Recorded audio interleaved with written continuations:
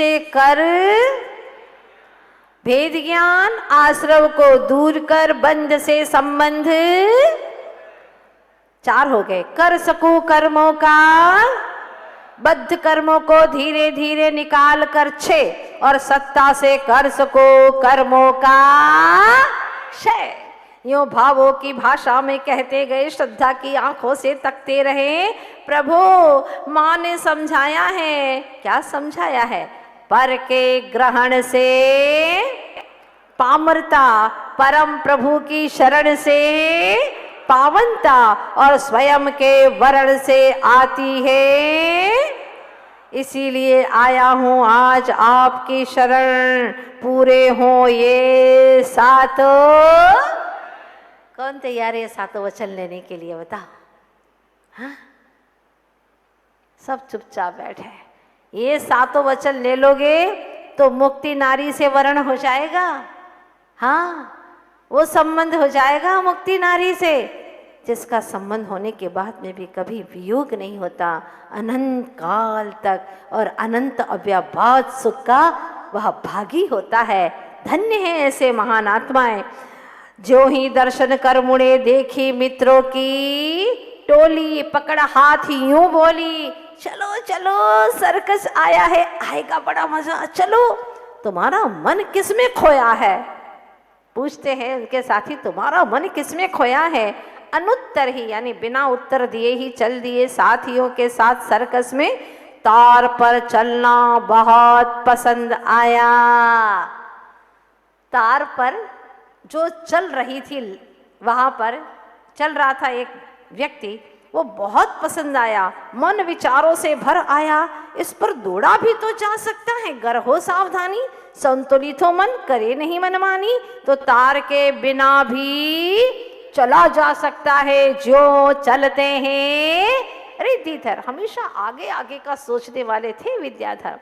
इनका मानस कितना उन्नत था कि तार के बिना भी तो चला जा सकता है। जैसे रिद्धिधारी मुनिराज आकाशगामी चलते हैं कि नहीं, आकाश में गमन करते हैं। यूं सोचते सोचते विद्याधर आ गए घर।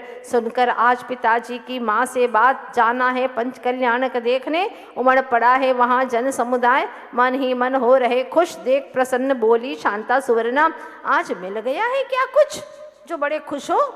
हाँ, कल जाना है उत्सव में। सुनते ही सब बच्चे उछल पड़े खुशी से। बच्चों को बहुत खुशी होती है। आप लोग भी ऐसा करते थे कि नहीं? हाँ, तो ऐसा ही सारे भाई बहन बड़े खुशी से उछल गए।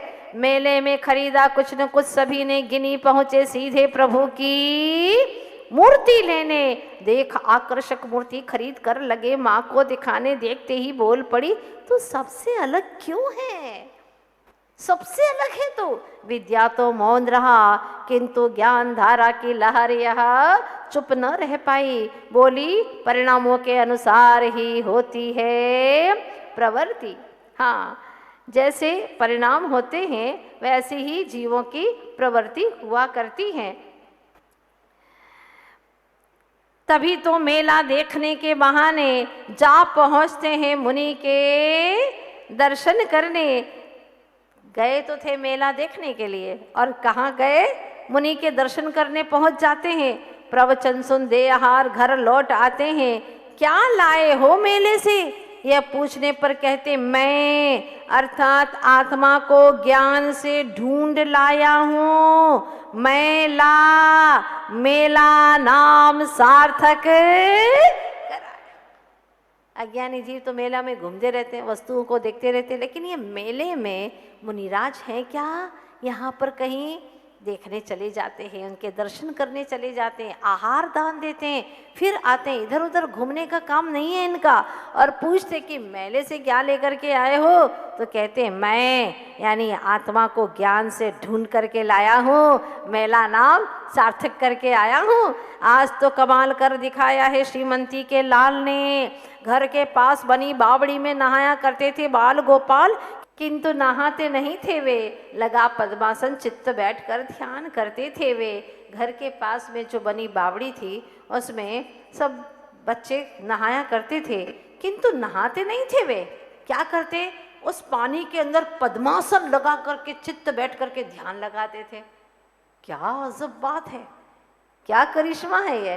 पानी में बावड़ी के अंदर आसन लगा करके बैठ जाते थे। ऐसी उनको कलाएं आती थी।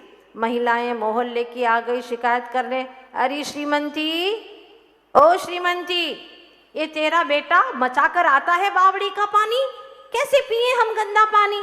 सुनकर श्रीमंती डांटते हुए बोली, समझाया हजारों बार, बावड़ी में मत नहाया कर, आंखें हो जाती है लाल, बना रहता है जुकाम, आ जाता है बुखार, अरे कब होगा तेरा सुधार। माँ ने अच्छी डांट लगाई, जबकि माँ को पता नहीं है कि वो क्या करता है, कुछ पता नहीं है। लेकिन मोहल्ले की आ गई महिलाएं शिकायत करने, डांट दिया। क्या डांटा, एक बार बोलिए आप सभी लोग। समझाया हजारों बार, बावड़ी में आंखें हो जाती हैं लाल, बना रहता है, आ जाता है बुखार, अरे कब होगा तेरा सुधार। डांट सुनकर भी मौन रहे वापी के नीर की तरह शांत। तब चिल्लाकर बोली, सुनाई नहीं देती मेरी बात।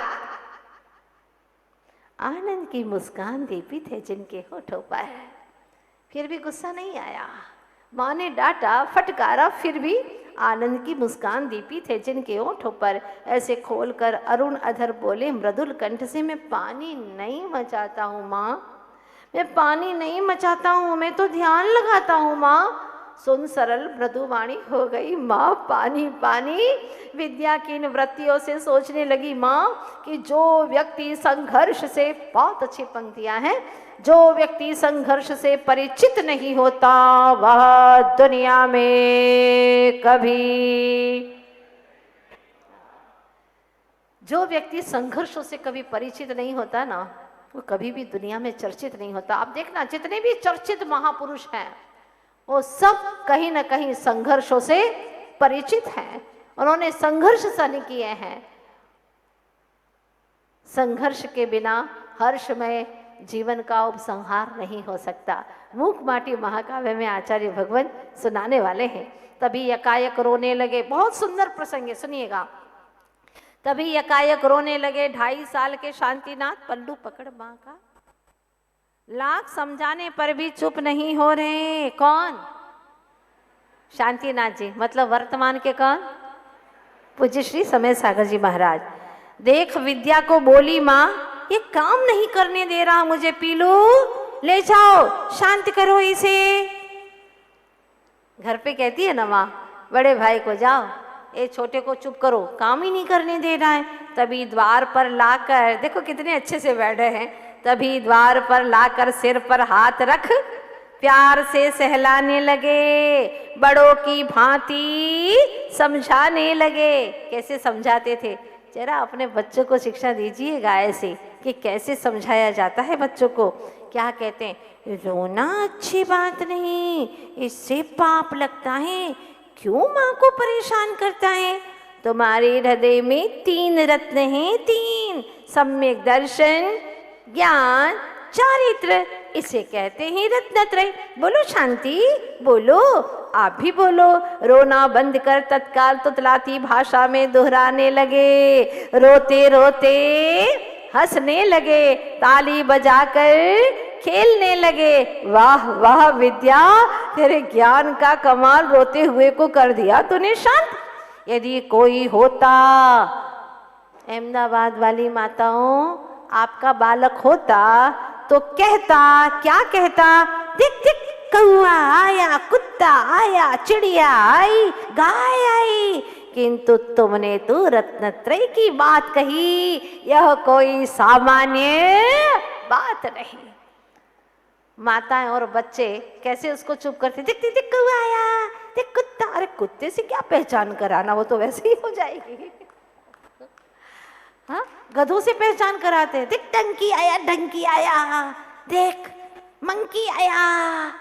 अब डंकी मंकी से ही पहचान कराते हैं उसकी शुरुआत से, और वो जिंदगी भर वैसी प्रवृत्ति सीखेगा जिसकी पहचान आपने कराई है।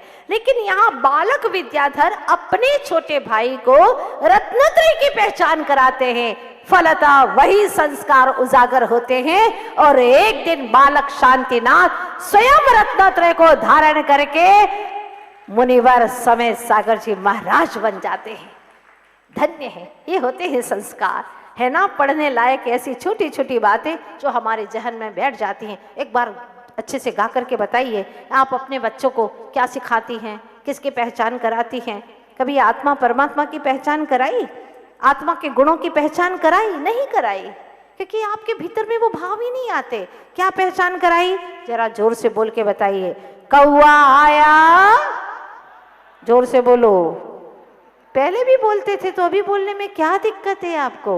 बोलो, कौआ आया, चिड़िया आई, किंतु तुमने रत्नत्रय की बात कही, यह कोई सामान्य विशेष बात है। वर्ष भर की प्रतीक्षा के बाद शरद पूनम का दिन आया है। आज आने ही वाली है शरद पूर्णिमा की वह रात और वह प्यारा सा दिन। बहुत प्रसन्न है विद्या, साथ ही शांतिनाथ दोनों का जन्म दिवस है। शांतिनाथ जी का भी जन्म दिवस उसी दिन है, बालक विद्याधर का भी। बहुत दिन पूर्व ही सोच लिया था माँ ने, क्या कि इनकी बर्थडे मनाएंगे, केक काटेंगे, मोमबत्ती जलाएंगे, बुझाएंगे। ये बोलो नहीं, बच्चों को टॉफी बांटेंगे, नहीं नहीं नहीं नहीं नहीं, ये तो हमारी जिन संस्कृति से बिल्कुल विपरीत चीजें हैं।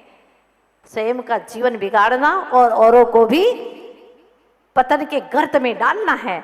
तो माँ ने सोच लिया था अष्ट प्रातिहार्य रखना है मंदिर में। अनंतनाथ भी चल दिए, साथ में पूजा का थाल लिए, हाथ में चले माता पिता आगे आगे, साथ ही तीनों भाई भी कर प्रभु का दर्शन। अष्टद्रव्य से प्रभु का अर्चन अपने हाथों से लगाया माँ ने तीनों के उत्तमांग पर। ये होता है संस्कार। बर्थडे है ना, चलो बच्चों के बर्थडे पर अष्ट प्रातिहार्य जिनालय में रखवाएंगे, शुद्ध रजत के। ये संस्कार बनते हैं, बच्चों को हमेशा याद रहता है कि हमने अपनी बर्थडे पर क्या काम किया था। और माता पिता जब छत्र वगैरह रखवाते हैं तो बच्चों को हमेशा याद रहता है, देखो ये छत्र हमारी बर्थडे पर भगवान के मस्तक पर रखा था। कितना संस्कार होता और क्या भावनाएं शुद्ध होती हैं। एक एक प्रातिहार्य रजत के दे पीलू के हाथ में अनंतनाथ शांतिनाथ भी लगा रहे, हाथ भाव से माँ करने लगी प्रार्थना। बहुत जोरदार प्रसंग है, इस प्रसंग को हम आगे की श्रृंखला में ले जा रहे हैं। अष्ट प्रातिहार्य को किन भावनाओं से मंदिर में भेंट करना चाहिए, बहुत ही महत्वपूर्ण चीज है। एक बालक ने जब अपनी पहली नौकरी की पहली जैसे ही तनख्वाह आई, पेमेंट आया, उसने मुझसे कहा माता जी मैं इसको मंदिर जी में देना चाहता हूँ, बस प्रभु की भक्ति हमेशा करता रहूँ, इसके लिए मुझे आप आज्ञा दीजिए, क्या करूँ? मैंने उससे कहा कि भगवान के मस्तक पर बहुत छोटा सा है छत्र, तुम अगर चाहते हो, भावना है तुम्हारी, तुमने मुझसे कहा है तो 3 छत्र लगा दो भगवान के मस्तक पर। और उस बालक ने बहुत सुंदर 3 चांदी के छत्र बनवा, अच्छे बड़े बड़े, और भगवान के मस्तक पर लगा दिए। उस बालक का लगभग 8 दिन के बाद में भयानक एक्सीडेंट हुआ। अब अज्ञानी तो एक लो छत्र चढ़ाया, क्या मिला, एक्सीडेंट तो हो गया। वो पूर्वकृत कर्म है, उदय में आएंगे, आएंगे ही आएंगे। तीर्थंकर को भी नहीं छोड़ते, वो उदय में तो आएंगे। उदय में आए, लेकिन क्या हुआ, उस बालक ने जो मुझे बताया, जब एक्सीडेंट हुआ वो गड्ढे में गिर गया। लेकिन इतना खतरनाक एक्सीडेंट हुआ था कि गाड़ी तो पूरी टूट गई, पूरी उसकी गाड़ी तो खत्म ही हो गई। और वो जब गिरा तो 1 मिनट भी पूरा नहीं हुआ था कि उस जंगली रास्ते में, जहाँ पर कहीं ऐसी गाड़ियाँ जाती नहीं थी, और अचानक एक गाड़ी आई। उस व्यक्ति ने उसको गिरते हुए देखा था, दूर से ही वो आया, उतर करके उसने उसको उठाया और अपनी गाड़ी में रखा, सीधा हॉस्पिटल में ले गया। उस बालक ने मुझे बताया माता जी जैसे मैं गड्ढे में गिरा, बहुत नीचे गड्ढे तक गिर गया था, और मेरा तो सिर ही फट ही जाता, कोई बचा ही नहीं सकता था। लेकिन जैसे ही मैं गिरा मुझे कुछ याद नहीं आया, सिर्फ एक चीज, वो नेमिनाथ भगवान के मस्तक पर जो 3 छत्र लगाए थे बस वही झूमते हुए मुझे दिख रहे थे, वही दिख रहे थे। और दिखते दिखते मैं बेहोश हो गया, बेहोश हो गया। एक आध मिनट तक मुझे लगा कि कोई मेरा एक्सीडेंट हो गया, मैं गिर चुका हूँ। और फिर इसके बाद में मैं बेहोश हो गया। मुझे उठा करके कब कहाँ पर ले गए मुझे कुछ नहीं पता, लेकिन वो जो छत्र था उसने मुझे प्रथम दर्शन दिया। और यहाँ तक मैं आया, डॉक्टर ने देखा और कहा कि अगर थोड़ा सा भी टाइम आप लगा देते तो हमेशा के लिए इसका दिमाग खत्म हो जाता। अच्छा हुआ आप बहुत समय पर ले आए। कौन था? अननोन व्यक्ति था, पता नहीं कौन था, कहाँ का था, लेकिन उसने हॉस्पिटल में जाकर के डॉक्टर को सीधा दिखाया और वह 8 दिन के बाद में बिल्कुल व्यवस्थित होकर के आ गया। उसने कहा कि भगवान के मस्तक पर 3 छत्र जो भावों से चढ़ाए थे, और एक भावना भाई थी, प्रभु सुख हो चाहे दुख हो, बस आपके भक्ति की छत्र छाया मेरे ऊपर सदा बनी रहे प्रभु, और मैं कुछ नहीं चाहता, आपकी भक्ति बनी रहे। और भगवान का वह दर्शन मुझे हुआ, मेरा जीवन सार्थक हो गया। ये छोटी सी बात मैंने आप लोगों को इसलिए बताई। आप भी अपने बच्चों की जब बर्थडे हो, अपना विशेष दिन हो, तो धर्म का अवश्य कोई कार्य करिएगा। वो विशेष दिन विशेष धर्म के कार्य करने से वर्ष भर हमें याद बनी रहती है, आगे भी याद बनी रहती है, और हमेशा अच्छे अच्छे कार्य करने का उत्साह वर्धन होता है हमारे भीतर में। एक अलग ही स्फुरण होता है, अलग ही आनंद आता है। इसीलिए ऐसे ऐसे शुभ कार्य करते रहिएगा। कल हम यहाँ पर अष्ट प्रातिहार्य चढ़ाने वाले हैं। सभी लोग भक्ति के साथ में आएंगे, और कैसे चढ़ाना चाहिए एक एक प्रातिहार्य का क्या रहस्य है, वो सारी बात हम यहाँ पर समझेंगे। बोलिए आचार्य गुरुवर श्री विद्यासागर जी महाराज की। बहे ज्ञान धारा जन जन में, यही अर्ज हमारी, हाँ यही अर्ज हमारी। कर्म धार में डूब रहे हम, आए शरण तिहारी।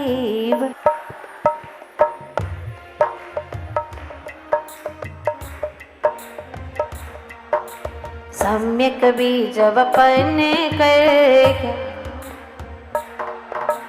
चरित पद पर गुरु ने,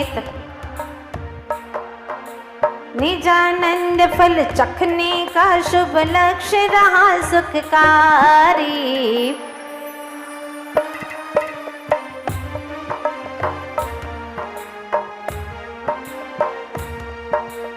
गुरु के चरण कमल में अपना जीवन वारो।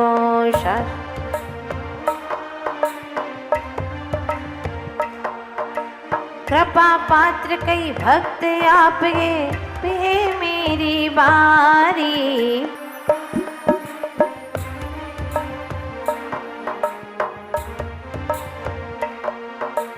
विद्याधर से विद्या गुरु तक सुनकर पूर्ण कहानी, पुलकित होता है सौभाग्य हमारा, गुरुवर मिल गई तारणहारी।